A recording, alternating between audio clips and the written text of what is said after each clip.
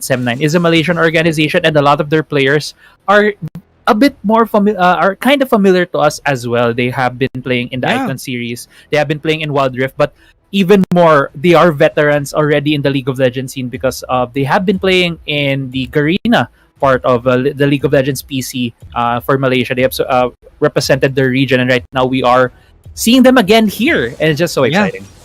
Yeah, very familiar names, right? Zoraveki, Arhedge, they have been here for the longest time. And again, we're seeing him first picking a Senna on the side of FENNEL Adversity. So they have a bit of a plan here. You know what they're going for. They want to go for a Senna, that is the starving Senna setup for sure. But again, because of that, SEM9 was able to get a hold of two strong champions, two very solid champions in the lineup. Look at that, a Riven and a Galio. Yeah, immediately picking up that Riven and a Galio, which is also a very good combo. Riven can just go in and be supported alongside that Galio, providing a lot more CC as well in any fights that they're gonna go against. But on the other hand, for FENNEL Adversity, they did answer back with a Jarvan and a Gragas, also two champions that are also gonna be very strong in these tight corridors, in these team fights, and gonna be supported with that Senna as well. It feels like both teams right now really just answering each other's picks.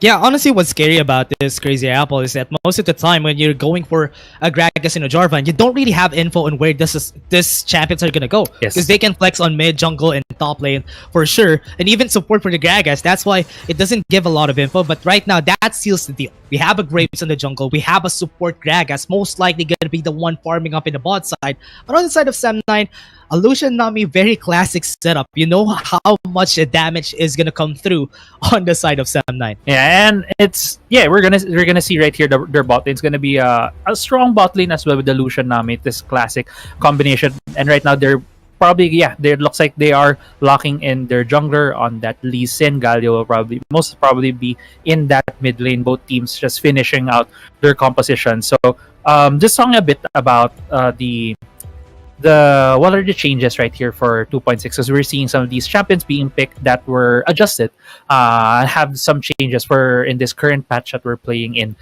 For Senna, they buffed her a bit with her ultimate, increasing the missile speed, so that means her ultimate will proc a lot faster upon casting, which is a good quality of life buff. As well, if you're thinking about the whole map stage, she will be able to provide that support on the other end of the map a lot earlier. On the other hand, Graves was nerfed a bit, but overall it doesn't feel like it was a big enough nerf to take him out of one of their stronger picks, especially as we've seen in Horizon Cup that he was one of the more dominant picks right there. And right now we're seeing that he is on the hands of FENNEL Adversity. And right now we are getting into the game for both teams. We're just to see right here where they're gonna start off. It feels like they're gonna go for a more default setup.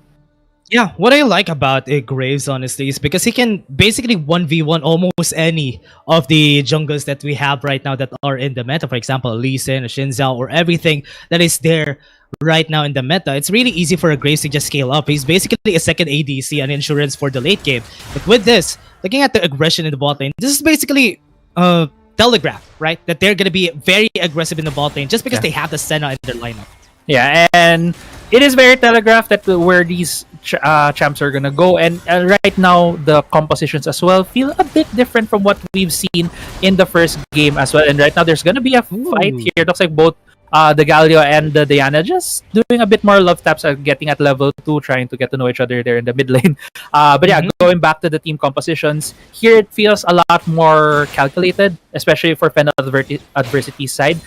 We were talking a lot about damage outputs from each team, and FENNEL Adversity, they don't really have a traditional marksman, but Senna, when she gets going, when she gets to that late team, she's gonna deal a lot of damage. Ooh, yeah. And I'm waiting for the damage to come through for the side of FENNEL Adversity later on, because they have a lot of doubts in the late game. Because looking at the team composition, the damage came through, the hold came through, and that's going to be the first kill, a first blood from the side of FENNEL Adversity. What an aggressive play right there in the bottom side. Yeah, and we weren't able to see the whole fight happening, but it started all out with that snare hitting from FENNEL Adversity's Senna, and then the Gragas just coming from the bush as he was there, going with a body slam flash, immediately going for the damage on SEM9 right there, and they were able to pick up that first blood. Yeah, and looking at how aggressive this bot lane is. Oh, mid lane though, Chili. Now half an HP. Basically, on the mid lane, you're expecting a lot of CC from both of these champions, right? Because they have the Moonfall, they have the Hero's Entrance. Most likely going to be the late game insurance when it comes to the CC. But right now, on the top side though, top is not going to be able to hit the flag and drag, forcing the flash out of the way for our hedge. Yeah, forcing the flash right there with a very good gank setup from FENNEL Adversity, immediately recognizing that the Riven is pushed up in the lane, trying to at least alleviate that pressure, giving the Jarvan that early back. He is also running the Aerie, which is more of a poking tool right now here in the top side. He just wants to respect, but looking at that, our hedge, oh no, was able to get the turnaround against them. That is a 1-for-1 on the top side, not what was expected from them. But like what you said a while ago, the Aerie there, I think that is really just a support tool. They want top to be the supportive tank for the team. But looking at this, Ozorabeki, was able to get the Dragon's Rage. Now Ozorabeki, 1 HP. Not going to be falling down there. Yeah, good trade right there from Ozorabeki. It felt like our hedge was really waiting for his jungler to go up there so that they could prevent that dive. Unfortunately, it wasn't there. But there's another fighter in the bot lane. Yeah, the explosive cast was able to push out Sagi, and that was a very awkward position there on.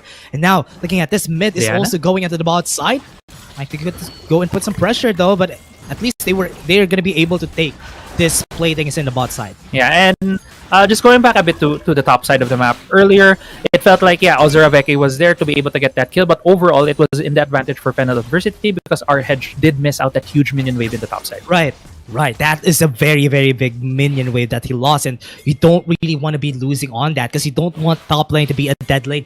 Most likely, I think our hedge is the one going to be able to put a lot of pressure here because he's the one that is being forced to do something in the late game, so he needs to farm up a lot until he can. But right now, he's still on the driver's seat because we all know the Jarvan in top side, all he wants to do is wait for the clash to happen. And I think in 5 seconds, we're going to be seeing that. Yeah, in 5 seconds. And just about here, we do see 2 objectives coming up. The Herald right here, right on cue. SEM9 already starting that out, but Jarvan does spot it out. Let's see FENNEL Adversity. Oh, yeah, looks like FENNEL Adversity will be trading those objectives.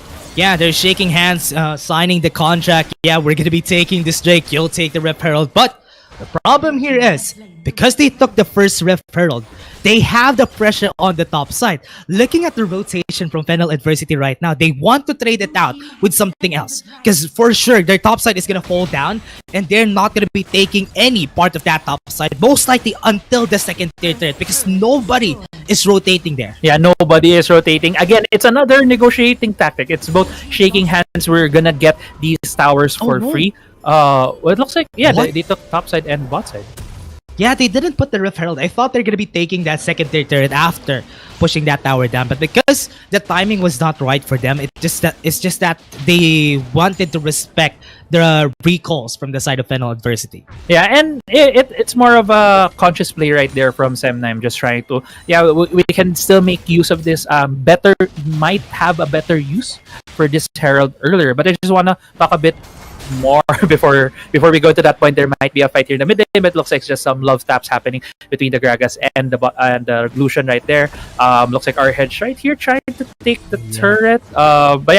Just talking a bit about the compositions of both teams. It felt like that was an overall that trade right there in the towers was an overall advantage for SEM9 because they do have that Riven that we really also need to get to a point to deal a lot of damage against FLA. Oh, the Aqua Prison was able to hit though. The Moonfall onto the top side was able to hit on 2, and they are forced to back away. They are forced to flash out of the way from the side of FLA, and now they're chasing them down. Now Ozorabeki, if he hits this, the Sonic Wave was able to connect, and now that is going to be the kill first on their side, and they're being chasing down Chili. He's very, very tanky though, but at least on the backside was able to get it, and the double kill came in already. Ozorabeki with the Hero's Entrance, going to be able to get 3. That's very big for the side of SEM9, and now they're going to be turning this around, but at least they were able to get the 3-4-1 right now in favor of SEM9.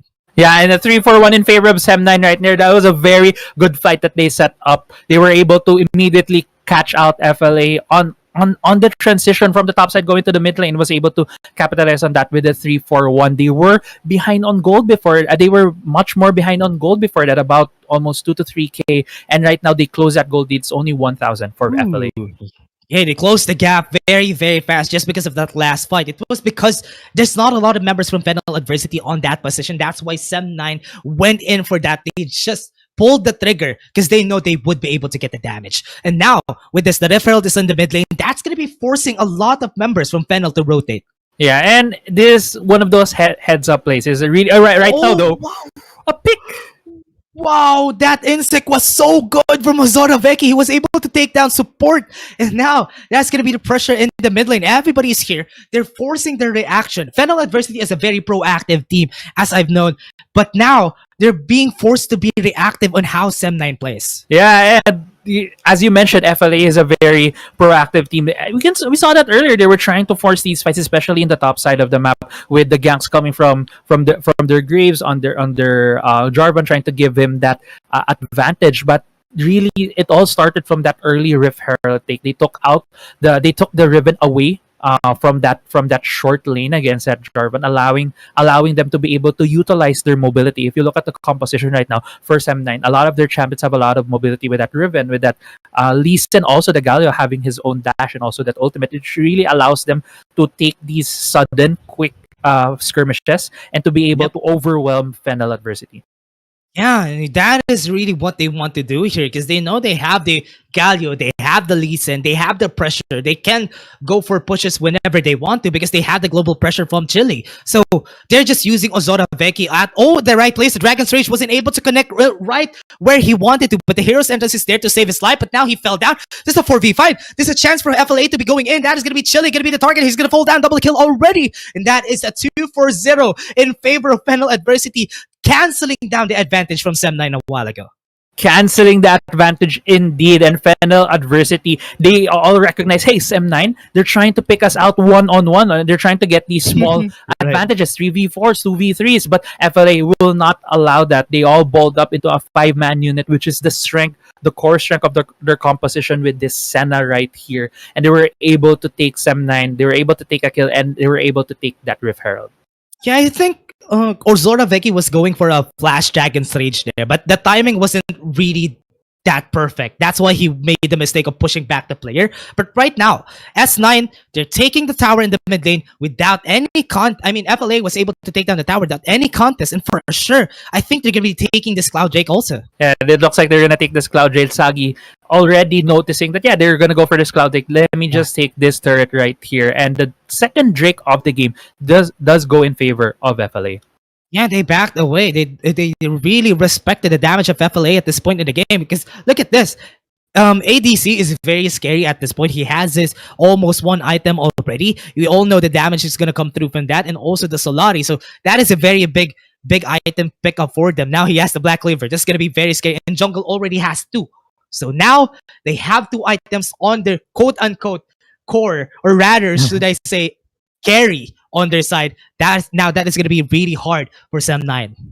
Yeah, and it's going to be a lot harder the game goes on because FLA's composition is really good at these big team fights. And the longer the game goes, a lot of these objectives are going to be more and more important, specifically the Baron and the Dragon later on, where FLA already has 3. But looks like FLA mid going in. They forced the issue. They were able to get the kill. And as we said a while ago, that's so much damage coming from FLA at this point in the game because they have a lot to work with there. They only have 1 tank. It's just Top. But again, Top is going to be the target here. It's going to take a long time for them to kill Top. He can get away very fast from this. So SEM9, now they're the ones being forced to react on what FLA is going to push down. So this is really the comfort zone of them. And that was perfect timing from the explosive cast. Look at this. The disruption in the black line. They're not going to be able to put out a lot of damage because they won't be able to get that. That's a shield. And here comes Jungle. He's going to go in. He flash in. He's going to force a lot of the members out of the way. There you go. The Culling is going to be damaging Jungle. Now he's going to fall down. That is so much coming in from their side. This is going to be FLA taking them out. And that is going to be the kill. Look at that ADC. So much range already at this point in the game. Yeah, so much range right there. That was indeed a very beautiful explosive cast coming from FLA's support. He was able to pick off Ozora Veki starting off that fight immediately on a 4v5 in favor of FLA. And SEM9's team wasn't there. They were all across the map pushing waves because FLA was able to push these waves a lot earlier, which allowed that immediate man advantage on FLA side, eventually getting those 2 kills. And right now they have extended that gold lead to about 7,000.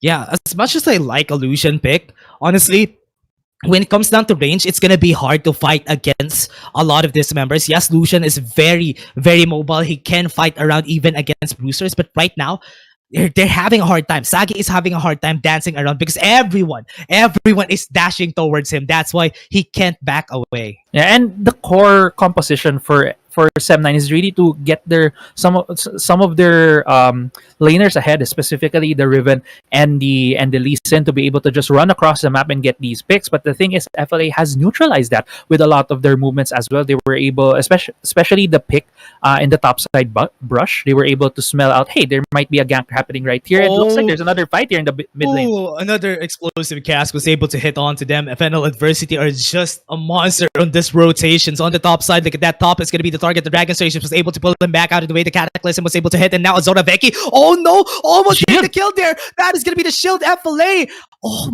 almost takes that, but because of that, they lost one tower already. Maybe taking the bottom inhibitor turret right here. Oh no trades whatsoever from the side of SEM9. FLA are just taking over the map. They're going to be taking this inhibitor turret, but they're taking a long time. 1 HP. Stasis has been popped. Now Zoraveki has a chance to push him back out of the way. Moonfall is going to be used, but not enough damage to go out. And now at least, what was that? Mid was able to survive for the longest time. The Hero's Entrance is here. Everybody is a 3v3. Still possible for them to win. Jungle is going to be backing out of the way. Look at that sheer range coming in from ADC. Now the target is going to be shifted towards Chili. The crosshair placement from this player is so good. They know who to target every fight. Yeah, and that was a very long, protracted fight right there because SEM9 just came in one by one, and FLA just kept going there. Hey, come here, we can take you, we can take all of you. Specifically, the Diana right there. She was down for the count at the start of that fight, but she was able to use that stasis, was able to go in, prop her shield, even had that barrier on, and was able to just extend that fight for longer for FLA to be able to just chip down the members of SEM9. Yep. Here's the problem here, right? Because they have the Lucian going for the itemization, the Black Cleaver to the Blade of the Ruined King, right? It's good against the team composition of FLA. It takes a long time for them to get the kills, but right now, it's not working in their favor because right now, they don't have a lot of DPS to work with. Because our Hedge isn't really above and beyond. He only has the Black Cleaver. He only has the Death Dance. Not enough damage to take off the backline. But there's no backline to take out anyway. Basically, at this point, everybody is so tanky at the side of FLA. Yeah, and it's the build path for Senna as well. The usual build path for Senna is pretty tanky.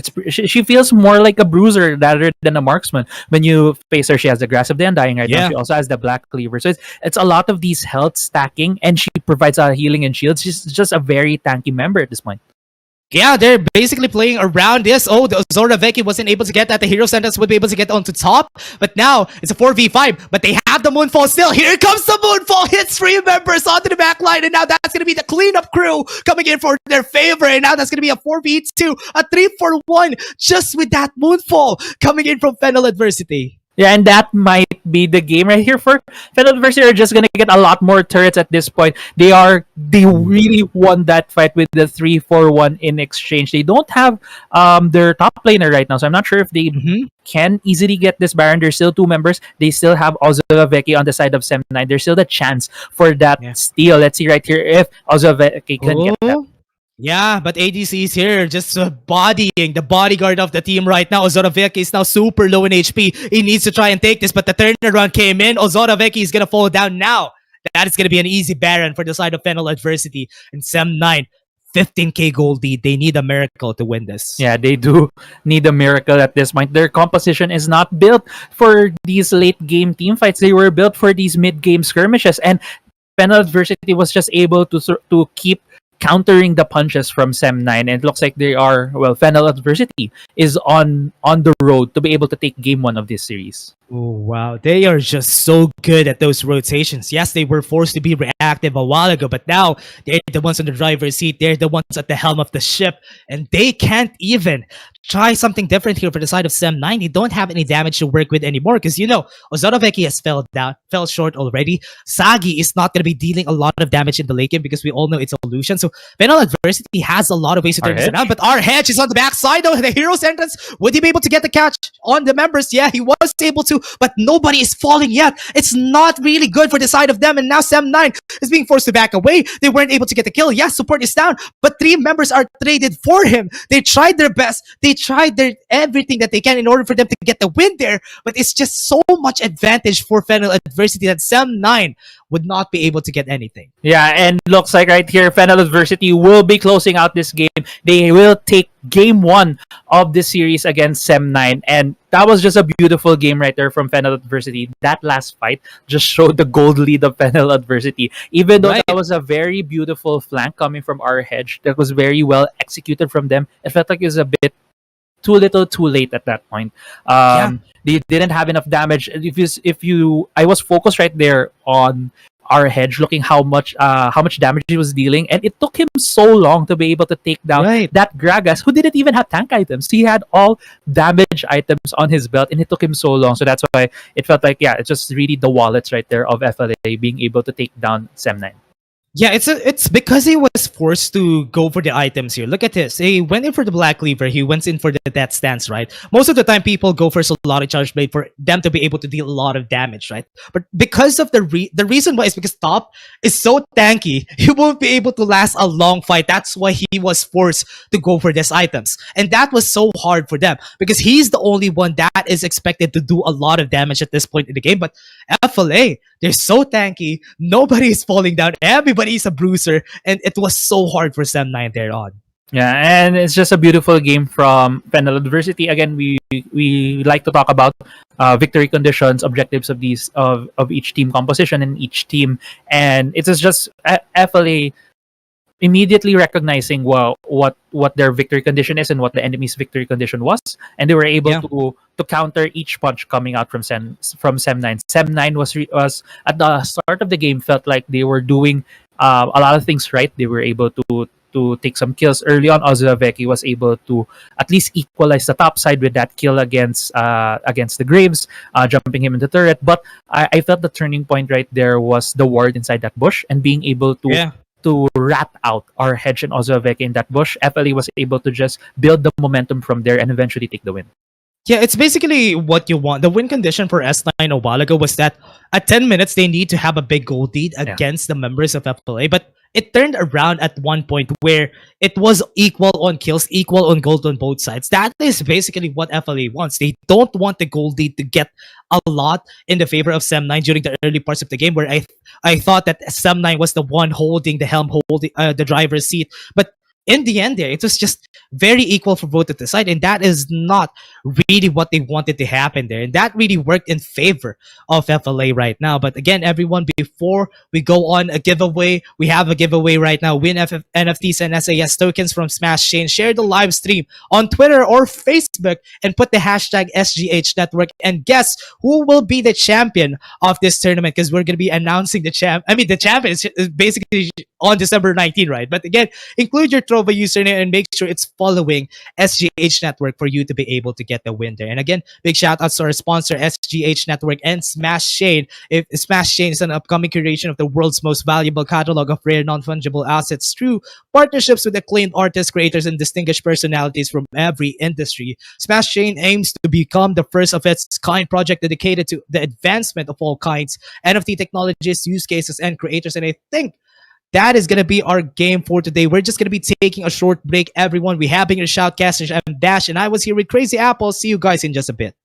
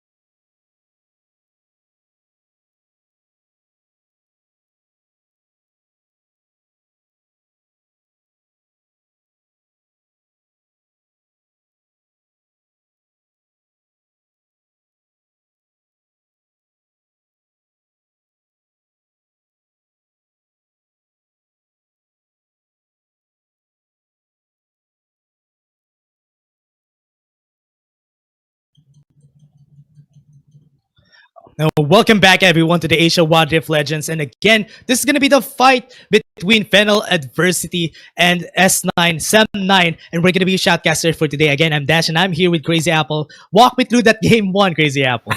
Yeah, for game one between SEM9 and FLA, it just really felt like a clash of two styles. Right. FLA's composition was a lot more traditional, tanky.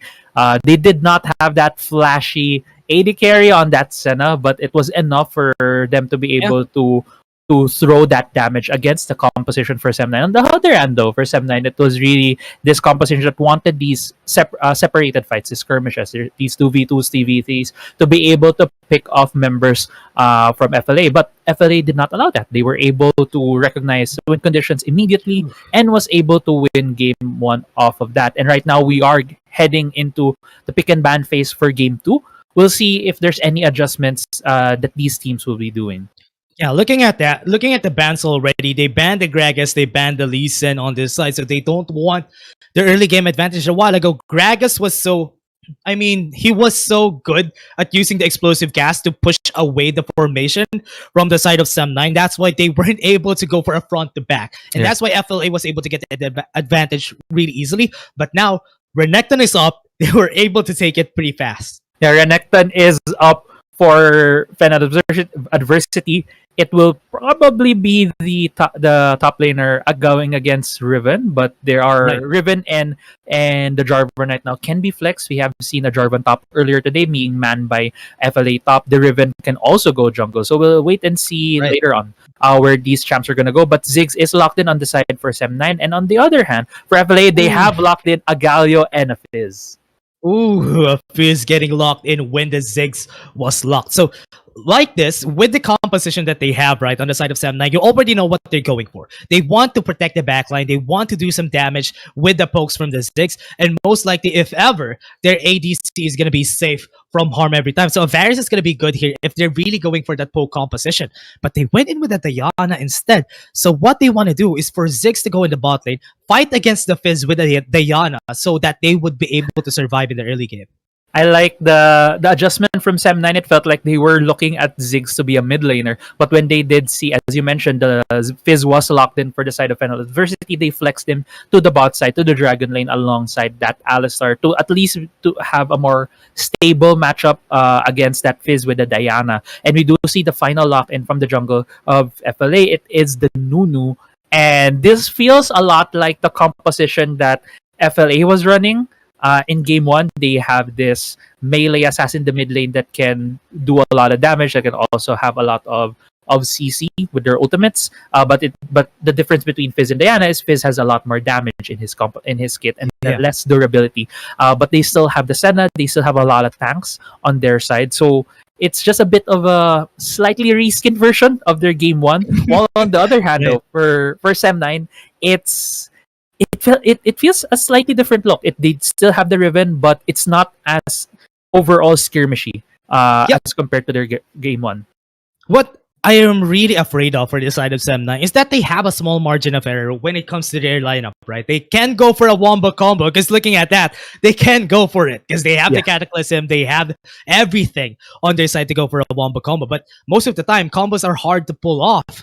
Right here, you need a very good baseline for your communication to be able to do that. But again, FENNEL Adversity is more on the safe side. They want to go for picks. They really have this on their minds. They know what they want to do. But what's hard here is that mid is on a Fizz, right? But Yeah. he only has one target. He only has Sagi to target in order for him to be able to do everything that he needs in the team composition. Because Assassin wants to take out the backline, but with one only on the backline, he doesn't have a lot of choices. I absolutely agree on that part. That's why I was kind of thinking about where this Fizz is gonna fit in. I feel like they might be more utilizing this Fizz later on a split push perspective. They might be going for these 1-3-1s later on if there is a more stable game environment. But as we've seen earlier, a lot of fights do happen between these teams. They do force a lot of fights, and this Fizz can be a sort of answer to a lot of skirmishes that could happen later on.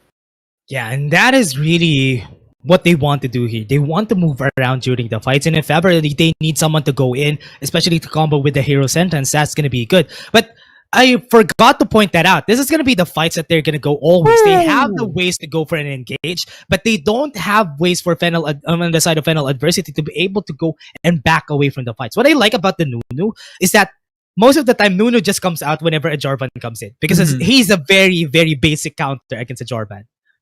Yeah, and you just saw the fight as well earlier. There were both of the teams were trying to go for that Herald, but at the same time, there was a ward right there in the pixel brush. So SEM9 was able to see FLA, but there was a beautiful snare right there from the Senna being disabling 3 members from SEM9. They were not able to finish up that kill.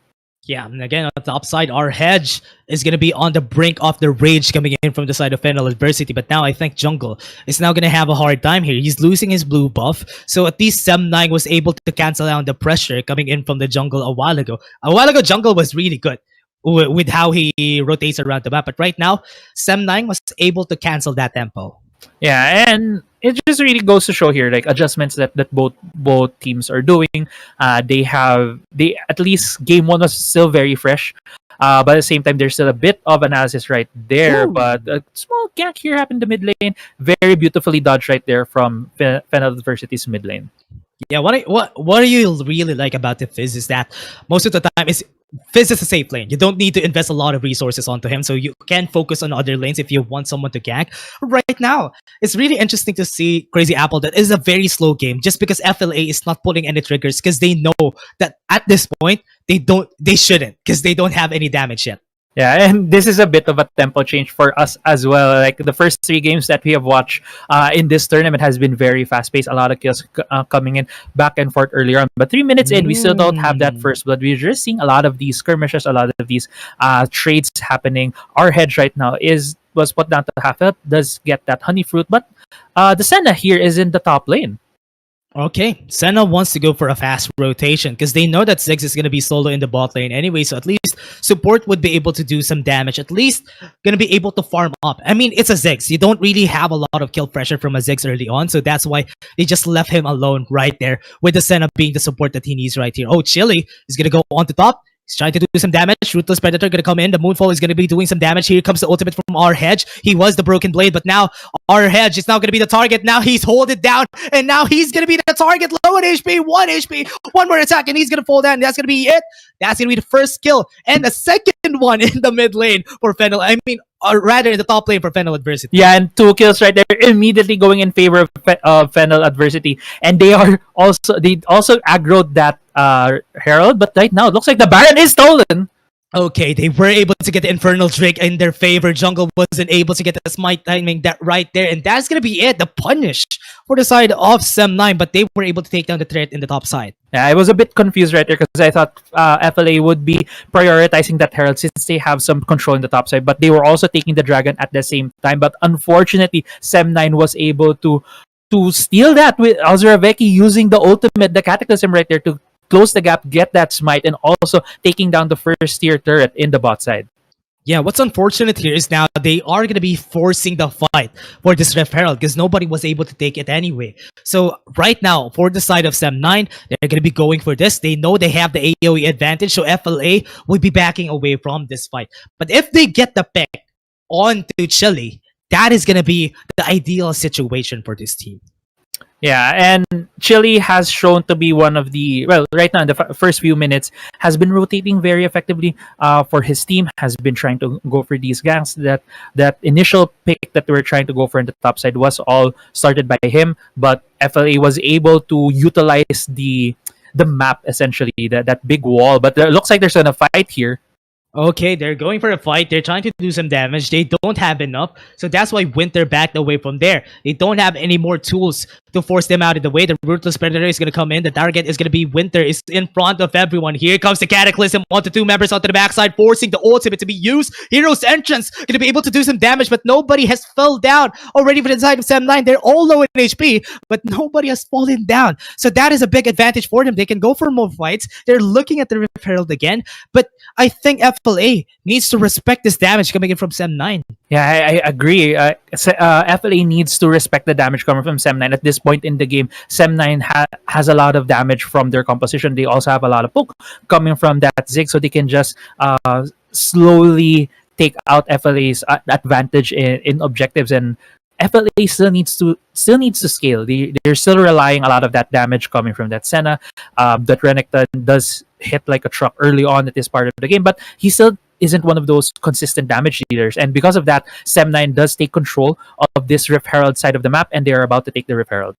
Oh, they got the first two objectives. That is very big for the side of SEM9. They're now slowly taking over this game. Again, this was the situation a while ago on the game. The first parts of the time, SEM9 is the one on the driver's seat, but later on, FLA would be turning this around. But right now, it's like SEM9 with the very slow game holding onto this advantage. But still, look at this. 2K gold lead still on the side of FLA.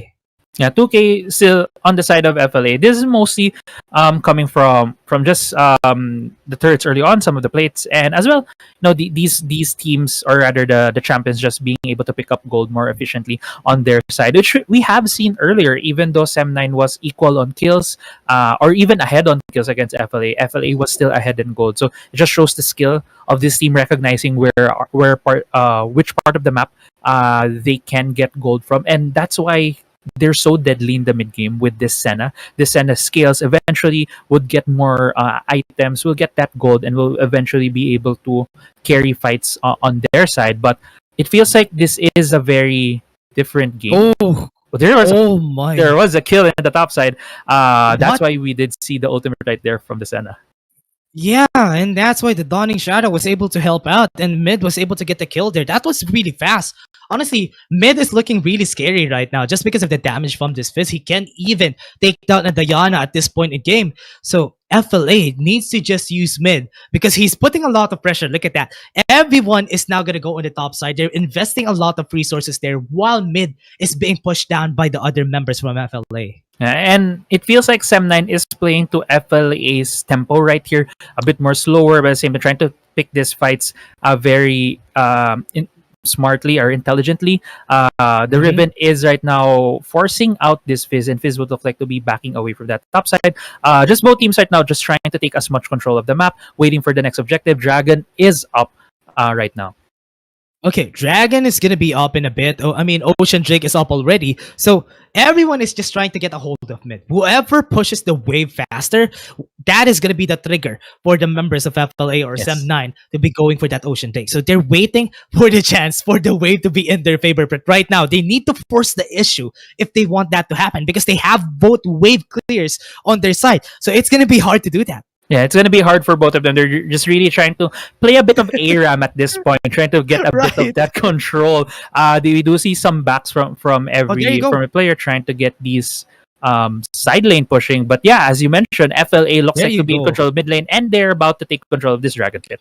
Yeah, they were able to take that, but looking at how SEM9 is going to do this, they're going to be negotiating that, forcing them to go for the Rift Herald. But the target right now, look at that. So much damage has come in. Ozora Venki has already fell down. The Rift Herald is going to fall. They lost one member. They lost the Rift Herald. They didn't get any value because of that. And the Ocean Drake is on their eyes. Yeah, beautiful turn right there from FLA, immediately noticing that SEM9 did back away, losing a bit of pressure there in that mid lane. But SEM9 answering right now with the top lane and also mid lane Oh. siege. Yeah, there you go. The Dawning Shadow is going to come in, and that is going to be the damage. Not enough, though, but at least it's enough to force him back out of the way. And again, looking at this, they just need Mid.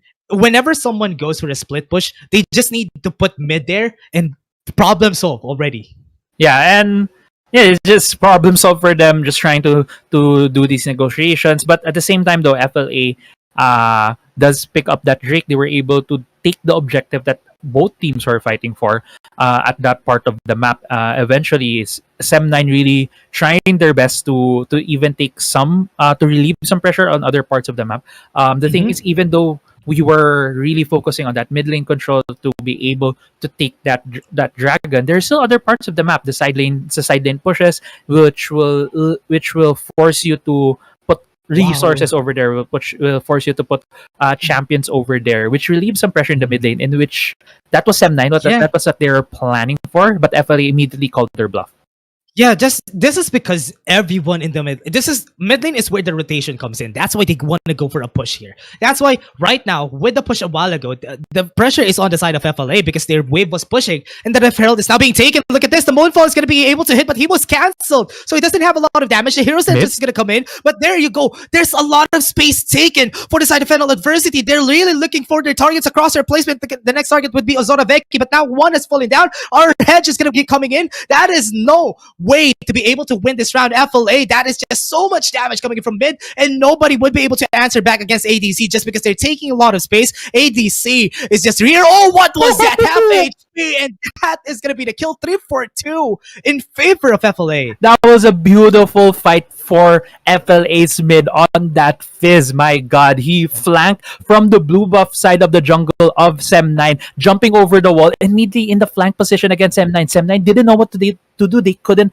the Ziggs couldn't back off to be able to throw his poke. He needed to keep moving forward to be able to dodge himself away from the Fizz. And even though that fight was there was a lot of things happening in that fight, a lot of abilities being thrown, but just how the Fizz was able to navigate, picking off one by one the low members of SEM9, eventually getting that triple kill. And now he is man. 6-0 with 12,000 gold. This Fizz, man, is gonna hit like a truck.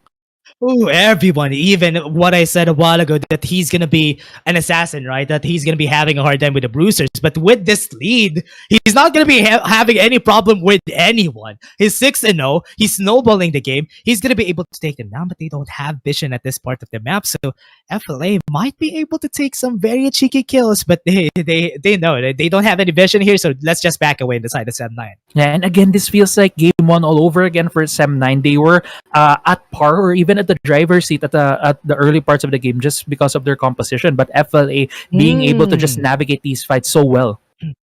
Okay, that is going to be the pulverized. They don't have a lot of ways to go in for this fight again because they lost the pulverized. They lost the ultimate from our hedge. So this is the best time. The time is right for FLA to be going for this next one because The Fizz? looking at this, they're always forcing them to go for fights. Looking at Fizz, he's going to be targeting Ozora Vecchi. If Ozora Vecchi falls down here, that's going to be the Baron call. Looking at the damage, now he's super low in HP. Yes, he has the Stone Plate, but I think the Flag and Drag was able to save his life there, but Jungle Oh is my still God. going. He's pushing the issue. He's very tanky, and he's going for this. The Absolute Zero is now down. The Dawning Shadow has already been out. They don't have a lot of ultimates to work with anymore. FENNEL Adversity, they need to be careful here. But looking at that, our hedge is going to fall down. Nobody has nobody has ultimate for FLA right now. Yeah, and that was a very messy fight for both teams right there. There was a long chase for Ozora Vecchi. He was from the mid lane. He went eventually to the bottom side, and he was saved by his team. Unfortunately, our hedge does fall down, and because of that pressure being lost by SEM9, looks like FLA is gonna take their second Drake of the game.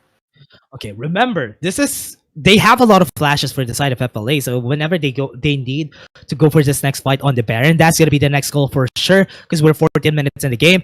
SEM9 just needs to be careful. Like what happened a while ago, the Sterex Gauge was almost able to save the life of Ozora Vecchi there, but they need to be careful on those positionings on this next one. Yeah, they really have to be careful on those positionings. Also, Vecchi was caught out in the mid lane due to a mid lane shove. They were trying to force the issue right there so that they could put down vision on the Baron side and on the Dragon side of the map because they were very heavily pushed on their side of the map. Right now, the Ozora Vecchi is again in a very cheeky position there in the mid lane. Does get out with the flag and drag, but FLA right now, poor man. Okay, that is an ultimate. A very, very tanky member of the team. I think that is not going to fall down. Winter was able to survive, but Ozora Vecchi is now on the crosshairs of everyone. And this is going to be on the backline. Look at that. This is going to be SEM9 going to be able to get this. They were able to get the CC onto them. That is going to be good for them. They were able to take a lot of members down. 2 members down for the count. And this is going to be the chance for SEM9 to take that Baron. Yeah, and that was a fight all started by SEM9 by just Winter blindly going into a bush, but he does pop his ultimate, does survive, and SEM9 looks like they were not in the good position in the start of that fight. It was a 4v5. FLA was able to throw all their damage, but none of them were falling down, and our hedge with a beautiful flank coming from the Raptor side of the jungle and just able to essentially crowd control a lot of the members of FLA. Mid though, looks like he's very low right now. Yeah, that's why they need to respect the resources that they invest. What was that? He was able to get the kill onto mid. The most Fed member from the side of FLA. So if Jungle falls down here, that is going to Oh be the god. Baron call. And this might be looking very bleak because Jungle is going to fall down. They don't have any more tools to work with. So this is going to be hard for FLA because this is for sure a free Baron for the side of SEM9. Yeah, and what is happening right here? FLA being caught one by SEM9. As we were talking about earlier, SEM9 is really good at these kinds of conditions where they were trying to just pick out one member of FLA over and over again. With the jungle down, there is no smite to be able to steal this Baron. Yeah, when it comes to the pop of their Unbreakable there, they're not going to be able to take this though. That is going to be the Moonfall! Was able to hit 3 members. The Baron is free top. Is going to be doing some damage. There's the hole coming in though. The Dawning Shadow is going to be doing some damage. There's a lot of CC coming in. They can't go in. What was that? Pulverize onto the back line. ADC still surviving for a bit. Mega Inferno Bomb won't be able to hit, and Zaraveki would be chasing him down, and that's going to be an ace. Mid is surviving, but at least they were able to take that down. Mid is going to go and try to get some kills here, but not enough. Not successful for it, and SEM9 now in the driver's seat. Yeah, and FLA right there, it felt like that was a very desperation play at that point. Three members going just right outside of that Baron pit, and they were eventually caught out by SEM9 right now. 4 members of FLA are down. The death timers are about 20 seconds. It looks like SEM9 is just gonna take all of the inhibitor turrets. Yeah, they're gonna be taking this for sure. Because right now, with this, they don't want FLA to be doing anything more. They don't have a lot of late game power with this, even though we said that mid is gonna be snowballing. But right now, that's done and dusted. It's time for SEM9 to come back. They have Ziggs, they have the Riven, especially on the hands of our Hedge.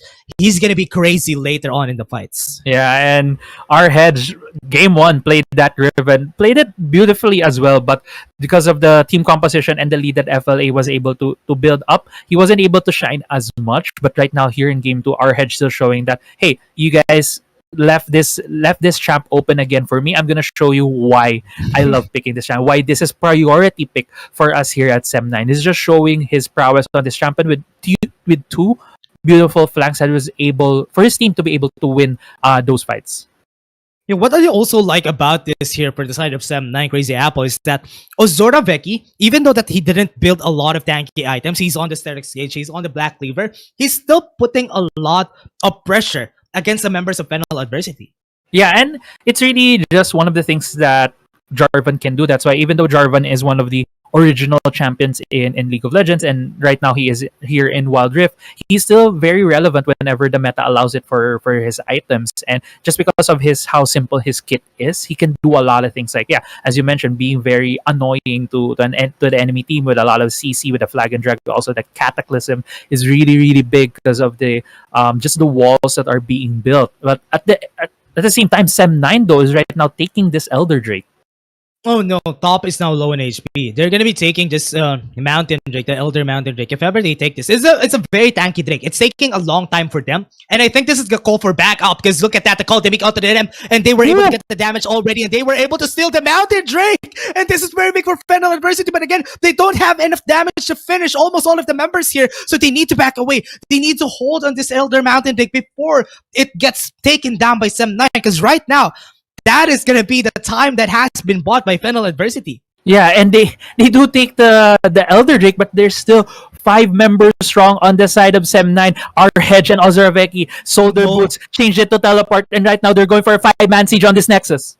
Okay, they want to go in. Mid is going to be the target. Oh no, he fell down. This is going to be the chance. SEM9 made it work, and they were able to get this game onto game 3. Yeah, and that was a very fast turn of events. Congratulations for SEM9 for taking game 2 of this series. We are going to game 3 later on to decide who will be moving to the next round of this winners bracket. But going back into this game, it really felt like just FLA were on the driver's seat earlier on. Mid was playing out of his mind. He was 6-0 at one point, but if you look at the scoreboard right now, he is 6-3. That is basically the story of this game. They were leading. They were at the driver's seat, but some bad fights on the side of FLA and them being caught out by SEM9 eventually tilted the game in favor for the Malaysian squad.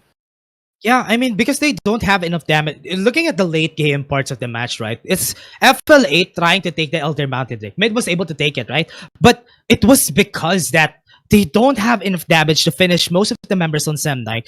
They had a problem right there on the last parts of the match because ADC, yes, is going to be doing some damage, but because he didn't really build on that DPS role Yeah. for the side of FENNEL Adversity, they don't have enough DPS to work with, honestly. They have the CC, they have the status effects that the Black Cleaver, the Executioner is calling that the ADC have, but it's not enough to finish a lot of the members. And that is where FLA really shrunk down on that late game fights. Look at Yeah. Soggy though. They really ran out of damage. If you can look right here, the damage output of each member is Sagi. Oh my god, he 47k right there. And if you look at the side of FLA, a lot of their damage did come from the Renekton because Renekton was on par or ahead at some points of that game.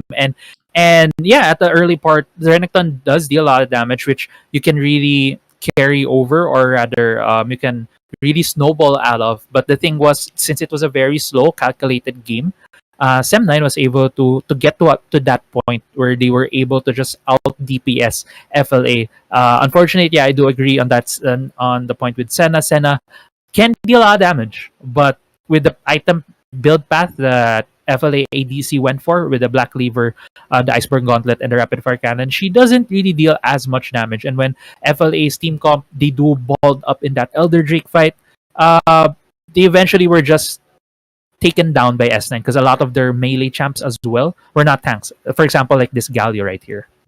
Yeah, I mean, this is a very front to back composition on both of them, right? They want to go front to back, but because there's a lot more ways for SEM9 to be able to defend Sagi. Looking at the damage dealt onto Sagi during that game, it was just only 8k. That just means that they fulfilled their role perfectly to protect Sagi, let him do the damage. FLA, they're going to be scattered around because of the CC that we have. We have a lot of disruption tools to take off their front to back composition. On the other side, they only have mid. But because everyone was trying to CC, everyone was very tanky, he can't even get close to Sagi at that late point in the game. Yeah, and it was also very indicative of that fight where we were praising where we were praising mid with his flank at the blue side of the map, where he was able to take down three members, but none of them were the Ziggs because the Ziggs was just Right. sorry, but the third one, I think. Correct me if I'm wrong, but I think the third one or none of them were the Ziggs.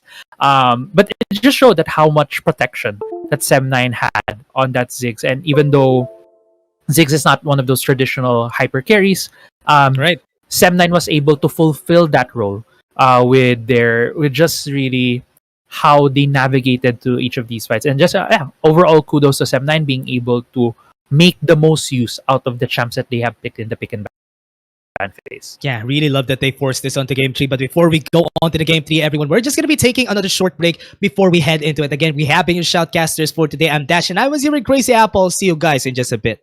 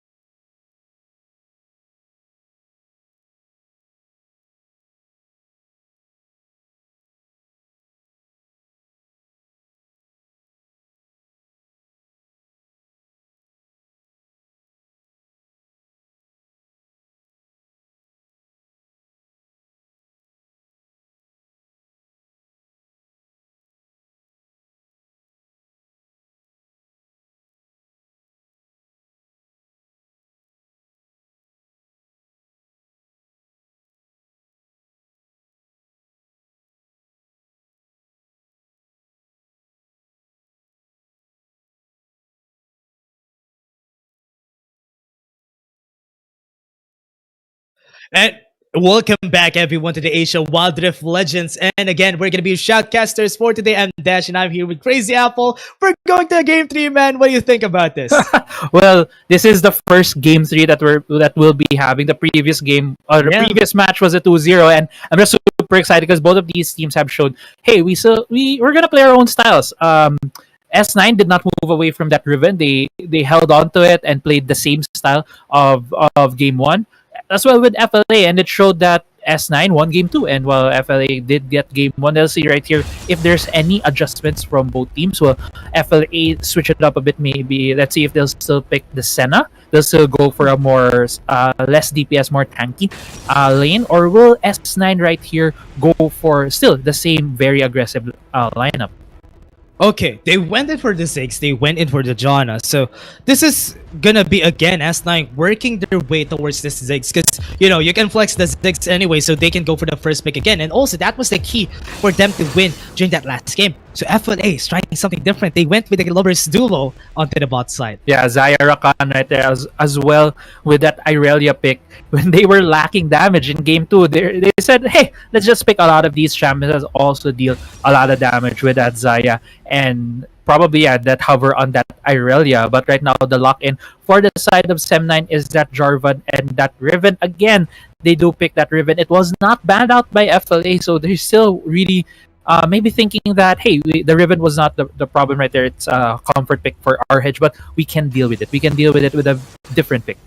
Okay, yeah, they went in for another pick right here. They have the Renekton, they have the Riven. So they're really working their way towards their victory a while ago. Considering that FLA didn't ban any of their champions, it's gonna be happier here on for the side of S9 because they worked their way here, but FLA is trying something different, so they need to be careful here. Yeah, and looks like the picks right now for the last two picks for SEM9 is that Ezreal Braum, most probably going that Dragon lane, Ziggs probably going to that mid lane. So yeah, the Ziggs is we now know the lane assignment. Let's see right here if FLA will go for a counter pick right here. I'm not sure if they are looking at the Z, but they do go for that Diana to be able to just again to sustain again in the mid lane, have that shields to not get immediately bursted on by that Ziggs or not get poked down. They do end their composition with that Zaya and the Rakan on the bot side, and Pantheon in the jungle. So we're gonna see another jungle pick, another Pantheon jungle this game. Let's see if it's gonna be as aggressive as the previous match that we saw. Yeah, and now we're gonna be going for the jungle here. I'm really excited to see on how this is gonna turn out, because looking at the team composition here, FLA has a lot of ways to work with in the early game, and that is what I like about their team composition. But it's gonna be scarier after that, because SEM9 is gonna be having the Ezreal, having the Ziggs. They have a lot of insurance for the late game, but on the other side, they only have the Saya for the insurance in the late game. Yeah, they only do have the Zaya for insurance in the late game. And if you've seen my face earlier, because I was looking at the loading screen, there has been a change in roles in terms of who will be piloting that Riven. Ozura Veki right now is bringing that Riven in the jungle, while our hedge is piloting that Jarvan the top side again with that Aerie. So a bit of change right here. We'll see how this will affect the game. But just S9 showing that, hey, we can flex this Riven in the jungle and in the mid lane. In the top lane. Yeah, we can work. Yeah, we can work this out in our favor, and that is going to be good for us. So that is really what they're going for here. Because looking at it, Ozora Veke is going very aggressive right now. He's even trying to go for the jungle right there. They know that jungle doesn't have any skills yet at this point in the game. So they're just trying to push him back out of the way, forcing the rotation from support. Now, forcing the rotation right there from the Rakan. There's still three members up right here on the side of S9 in the jungle of FLA. Ozraveki alongside that Braum taking the Raptor camp. Okay, they're taking the Raptors. They're going for a very fast push. That is going to be it. Level 2 onto Ozora Veki. He's going to fall down very, very fast. They don't have enough damage to work with here. FENNEL adversity. They needed that kill, and that is going to be the ignite. I think Winter is going to fall down too. 2-0 in favor of FENNEL adversity already, and now the turnaround is going to come in. Our hedge late to the party, and now he was forced to use all of his summoner spells. Yeah, and that looks like a disaster right there for SEM9. They tried something. They tried something different. They tried a very aggressive invade on the side of FLA's jungle, and FLA with a good answer right there, immediately noting that, hey, Brom's here. we need the Rakan to go up. And they all rotated to the top side of the map. The mid right there was able to go into the fight a lot earlier and was able to immediately get that first blood. And a good flash ignite right there for the Renekton, gets another kill on the side of FLA. Because of that, there is a 1,000 gold lead for FLA. Okay, big gold lead for FLA now. This is gonna be SEM9. They need to really think about what they're gonna do here. Arhead trying to do some damage, but Jungle, he's on his face. He know that he has the advantage here. That's why in the early game, they just need to put under pressure. Yeah, and just really pressure right here for FLA. They do have that advantage, so they can be more aggressive, play a bit more forward. They do have that Pantheon jungle, and as we've seen earlier, Pantheon is really good at the start of at the early parts of the game. He deals a lot of damage. He can take control and just keep invading. The thing that Pantheon doesn't really have is that he doesn't clear the jungle camps as fast, so he's really gonna rely on these ganks to be able to pull ahead. Yeah, now with that is going to be taking the tempo off of the jungle because his blue buff was taken without him knowing that it has been taken. So that is going to be good tempo shift in favor of SEM9. They're really just taking off jungle because, you know, whenever it comes down to it, whenever jungle's tempo is taken off, FLA has a hard time working around, especially on their carries. Yeah, and right now, looks like there's a bit of a tussle here in the bot side, but yeah, just a bit of damage right there being thrown by FLA's bot lane. They're gonna go into the river right now, but looks like they're gonna invade Ozoreveki. Okay, Ozoreveki gonna be the target. The stun came in, and that is just so much.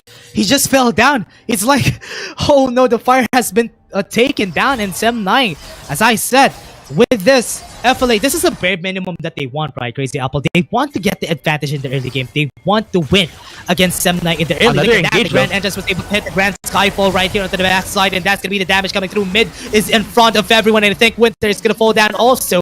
Good rotations from FENNEL Adversity. And right now, FENNEL Adversity, Game 1 and Game 2 was a bit more slower tempo, especially at the start of the game. But right now, FENNEL Adversity, they're just putting the pedal to the metal and having 5 kills immediately. The 3k gold lead with the tower dive, a really beautiful revisit and execution of tower dive right there gives FENNEL Adversity this huge gold lead at the start of the game. Okay, they are able to get the gold lead. They're now trying to push the pedal back up, because look at this, SEM9 gonna go really fast on that ocean deck. They really need it because they want to go for that long drag on fights, and it's really solid for a team composition like this. But FLA knows that they really don't need it. They just need to put the pressure. That's why they're going for the Rip Herald at the top lane though. Bit of a tussle, a bit of a fight. Okay, that is our head, super low in HP, most likely going to be dived down by the members of FENNEL. There you go, the Grand Entrance wasn't able to hit, and now that at least pushes back some of the members of FLA, our hedge is going to be backing away. Yeah, our hedge respects the top side aggression right there, backs away from there. Let's see if FLA will be immediately using that Herald. They did summon it, I believe, in the mid lane, trying to take that turret right there, but the trade for SEM9 right here does take the first turret of the game in the bot side. Okay, they were able to take it. They are really wanting this one, and they're really looking for the next one though. They might be able to take the referral on the top side because they weren't able to push the wave, rather the tower on the top side. That is going to be a good punish on the side of FENNEL Adversity. Yeah, the good punish right there. And as well, good on SEM9 to immediately recognize that, hey, a lot of the members from FLA are on the Baron side of the map. Let's put more members here in the Dragon side and just keep pushing the turret, immediately getting that. And right now, I believe they are in a better position for this Dragon just because of that tower take in the bot side. They can put more wards into the blue buff side jungle of FLA. And yeah, some of the rotations right now, the top side has the duos here in the top side. Okay, yeah, the duos going to the top side is really what they need. What they want to do here is that, for sure, FLA wants to get the early game advantage, but right now, it's slowly turning in the favor of SEM9. So this is really going towards what they want on the side of SEM9, because FLA, they need to keep the lead of a 5k gold lead if they want to win this. That's the bare minimum of their composition, but right now, SEM9 is slowly fighting back, because they're really given the chance to do it. The Grand Skyfall onto the backline, that's going to be the damage, though. That's going to be the stun. The Moonfall was able to hit onto the support. Winter is going to fall down, and that's going to be the kill on their favor. 1 for 1 so far. are, and they're going for more. But again, FENNEL Adversity losing a member on that trade. Yeah, 1-for-1 for both teams right there. Sagi falling for S9 and Jungle falling for FLA. And good answer right there from SEM9. As you were saying, that FLA needs to keep pushing the tempo. They still need to keep that 5k gold lead. And SEM9 does recognize that FLA needs to keep pushing the tempo. They immediately look at topside. And hey, our topside might get tower dove. They immediately put the Ziggs near there. And Ozraveke, as we've seen, he was already there at the top side of the map, being able to help his team put some reinforcements. Because of that, it was only a 1-for-1. Okay, good 1-for-1 for their favor though. I was expecting them to be changing these things around. But right now, it's just that FENNEL Adversity are really rotating around them and trying to force the issue if ever they can, just because they need to answer that turret in the bot lane that they lost. Our Hedge might be able to go in here. That is going to be the damage. Look at that. He was trying his best to get out of the way, but that is... Look at this. It's like FENNEL Adversity is forcing them to be reactive. And that is really looking like the FENNEL Adversity playstyle. Yeah, it really is the FENNEL Adversity playstyle. They want the other team to play to their tempo. But at the same time, it also feels a lot like FLA was baiting SEM9 into these fights. They're like, hey, we know you have maybe 3 members here, or your 2 members are strong in these 2v2s. Let's see if we can force a fight right here. Let's see if we can bait you in these fights. And FLA just swarming them with more numbers. But SEM9 immediately recognizing that hey, we don't see a lot of the members of FLA. Let's not commit to these fights. Let's not get baited. And again, let's do what we did at game 2. Let's try to get this into a later part of the game and just slowly whittle down FLA from there. Okay, they are able to take that down, and 14 seconds on the clock. We're now heading toward the Infernal Drake and also the Death Herald. So they want to go for this. You know, everyone loves the Infernal Drake just because of the sheer stats that it gives. And it's really helpful even later in the later parts of the game. Or rather, helpful in the later parts of the game. So FLA, they want to contest this. They know they have their early game advantage. If they were be able to take the kill onto Ozraveke, that is going to be good. But looking at the positioning of SEM9, they're primed in position for this. They have the poke. They just need to wear down a lot of the members from FENNEL Adversity because they have a lot of range though. Because if ever they're not going to be able to reach onto the back line, FLA is going to have a hard time. Yeah, and again, there is a lot of range on the side of SEM9. Ozraveke is able to rejoin his team. And if you look right here, top is going to the top side of the map, also trying to get that Herald. Looks like FLA will just keep SEM9 here in the Dragon side of the map while they take the Herald. Dragon is reset, hasn't been started yet by either team. It looks like it might just be a free Rift Herald on the side of FLA. Yeah, they're taking a lot of time here. They don't know that, okay, there's gonna be the fight. That's gonna be the stun. Already, Ozraveke is down.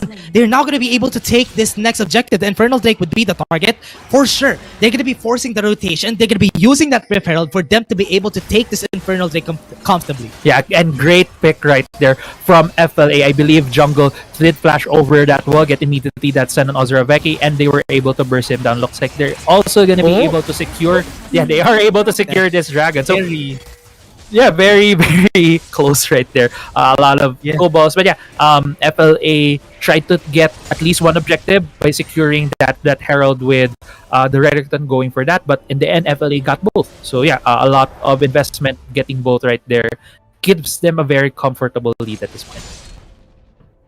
They lost the vision there on that part in mid. That's why Top was able to comfortably take that Rift Herald without any contest. And SEM9 was trying to grasp. Where is Top? Where is he gonna be? The Rift Herald is not the option for them. That's why they were just waiting for the chance for FLA to go in. And they just played right into the hands of FLA during that time. Yeah, and you can really see right there some of these sudden, or rather decisions that these players need to do at the heat of the battle and just going for it. It felt like Jungle right there. It felt like a 50-50 at some point. Yeah. Because he wasn't sure if there were going to be a lot more players on the side of S9 when he flashed in, but kudos to him. He was able to capitalize and they were able to get the lead off of that. But right now, S9 is sieging this mid lane turret. Yeah, they're really taking the chance. They're taking all their chances that they can right here for the side of FLA. They're taking down the turrets. They have the Rift Herald on hand again. And they were able to take the tower into mid lane. So now, they're putting a lot of pressure. They're playing in the hands of FLA. SEM9, they need to answer right now. Because if they don't pull the trigger, it's slowly turning in favor of FLA, and this is going to be the chance that Glacial Fisher was able to hit onto the ADC. This is going to be hard for him. He's backing away. He fused the flash, and now he's going to fall down. Here comes the Grand Skyfall. Was able to hit onto 2, but not enough damage to work with. They're losing their towers because of this. Remember, they still have the Rip Herald. Yes, it's going to fall down. He was able to take down 1 with him, and now they're going to be losing towers in the process. Yeah, and as we were mentioning earlier, FLA feels like they're baiting in S9 into doing and making these decisions. And right there, SM9 immediately, as you mentioned, they need to do something. They need to make a pick, and they did. They did get that pick on the ADC, on that Zaya, Yeah. but at what cost? At the cost of turrets across the map. There was only 3 members of FLA in the bot side, but there were like 2 more members outside taking these towers. Yeah, they're taking their time. They're slowly taking down the tempo in favor of FLA. SEM9 is having a hard time reacting to this. Yes, they were able to react against ADC, but they lost 1 member still, and a lot of towers in the process. FLA slowly eating up the map, and this is gonna be an FLA map later on. Yeah, and because of these tier 2 turrets being falling down for on the side of SEM9, FLA can just go into these into the jungle and put down wards, put down vision. If you look right now, it feels like SEM9 does have a bit more vision on their side of the jungle, but later on FLA would be clearing those out, putting down their wards to take control of certain parts of the map. It depends on which objective FLA would be focusing on. Would it be the next Drake, or would it be the Baron that's going to be coming up in a few seconds? But right now we do see a lot of wards on the Baron pit for FLA. Yeah, they might be going for the Baron there because they have the advantage in their favor, and they just need to look out for this next ones because the Grand Entrance was able to hit, and that is going to be a good Blade Caller. Was able to hit on a lot of members. The Grand Skyfall was able to hit on the Ziggs. That's a lot of damage on the Chill, and this is going to be good. He was able to get away of that, and that's the Grand Entrance canceled by the Glacial Fisher, but nobody's falling down as of yet. 1 has fell down. That's going to be mid, and now this is going to be the chance for SEM9. They have a lot of ways to turn this around, but FLA is really healthy right now, so they are going to be backing way out of this fight. Yeah, and there's the trade right there, 1 for 1. Mid does fall down, and also Veki, but on the other side of FLA might be trying to force this fight again, but yeah, Sagi does get away. There's still a 4v for another flash and for top. Okay, they're going in, and that's going to be top, going to be able to do some damage. He's just investing a lot of resources onto his back line. Now they lost a lot of their ways to get away. Grand Entrance onto the R-Hedge. He's not going to fall down. There's a shield coming in. That was a good true shot for Raj. A 2-for-1 right now for that fight in favor of SEM9. Yeah, and both teams really wanting that fight right there. SEM9 was looking at FLA. FLA was trying to take control of the river, trying to start up that Drake, but SEM9 was not allowing that. They were still challenging FLA, and even though they are behind in gold, SEM9 still has that poke composition. If you let them just keep throwing all their skill shots at you, you will eventually have your health bars down enough for SEM9 to be able to take advantage of that. Okay, this is gonna be FENNEL adversity. I really like the way that they played around that, but it took a lot of time. They don't have a lot of damage because ADC wasn't able to even get close just because there's a lot of threats on the side of SEM9 that it's really hard to get close. Yes, they have a lot of melee champions, which is why Saya is a really good pick in this composition, but the Grand Skyfall was able to hit, and this is going to be trying to steal the Baron, and they were able to take down Ziggs. They weren't able to get the Drake, but they were able to take the last member with a lot of damage, and Moonwolf was able to hit on the tree, and this is going to be FENNEL adversity taking over this map. They were able to take 1 more, and that's going to be 3 in their favor, and that's going to be the Baron, going to be the target for the side of FENNEL adversity. Yeah, it's going to be the Baron for FENNEL right here. They still have 5 members strong. Also, Veki is down for SEM9. They only have Sagi and R-Hedge to be able to maybe try and challenge us, but it doesn't look like it. It looks like SEM9 is just going to give this Baron away to FLA, and FLA with a beautiful fight right there in the Drake pit. They weren't able to secure the Drake, but they knew what their objective was. They need to win this fight so that we can transition into a Baron and we can take more objectives out of this. Let's see if FLA will be able to clear out the inhibitor turrets of SEM9. Yeah, they were able to get it, and this is going to be good for FLA right now because it's really looking in their favor just because the Saya has scaled up already on the 3rd item, already almost the 4th item mark for the Saya. So it's going to be hard here on. We all know Sagi is going to fall up on the mid game, so we only are expecting damage from Chili. So this is going to be hard for SEM9 to turn around because with an ADC, a constant DPS for the side of FLA, okay, they don't have a lot of threat for the side of FENNEL adversity. Yeah, and as we all know, in League of Legends in Wild Rift, when you have a crit marksman, they really scale a lot more. And just a bit of fight here in the mid lane. Okay, the mid lane fight is gonna happen. Rujak Barrage wasn't able to do a lot of damage. That's gonna be it. The Glacial Fissure. Oh, the Moonfall missed. So this is gonna be the chance. They lost the Moonfall. Maybe we have a chance after this next rotation. They need to lose. Oh no, they lost a lot of inhibitor turrets in the process there just because they use a lot of their skills in the mid lane. But the top lane gonna be the next target. Look at this FENNEL adversity being very methodic. After pushing, they go back out of the way. Yeah, and FL Adversity, again, it feels like they keep baiting SEM9 into these fights so that they would put resources in a certain part while FLA just goes across the map, picks out objectives. And again, that's what they did in that siege of the inhibitor turrets. They timed it on when the minions will be crashing into the inhibitor turrets. It was a 3v4 or a 3v5 fight in the mid lane that was forced by FLA. They baited in SEM9 so that SEM9 won't be looking at the side lane. SEM9 got distracted, and essentially FLA was able to take down all the inhibitor turrets in exchange of what? Damage on their AD carry and just the ultimate and a flash. So right now FLA just playing SEM9 beautifully right here with these baits, and with all the inhibitor turrets on, looks like FLA will be taking this series.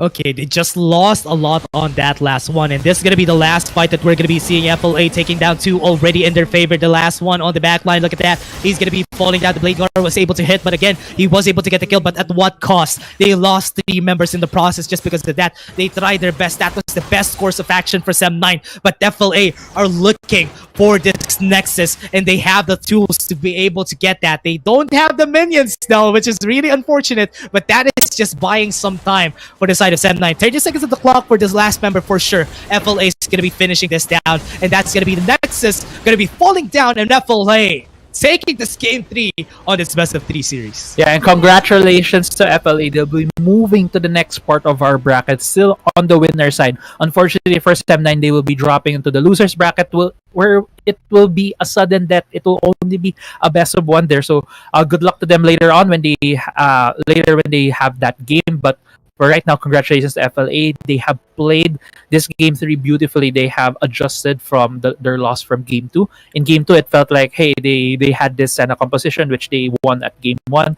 They tried different things out. They played the Xayah composition, and even though Xayah doesn't have the most kills, you could really feel the difference in the damage output of their whole composition. They were able to force these fights. They were able to bait in SEM9 into engaging on them while they take more gold across the map. They were able to snowball that lead eventually, and yeah, they do take the series win right here. Yeah, they were slowly funneling ADC. It's like ADC came out of nowhere. He was just on the 3rd item already on that last fight.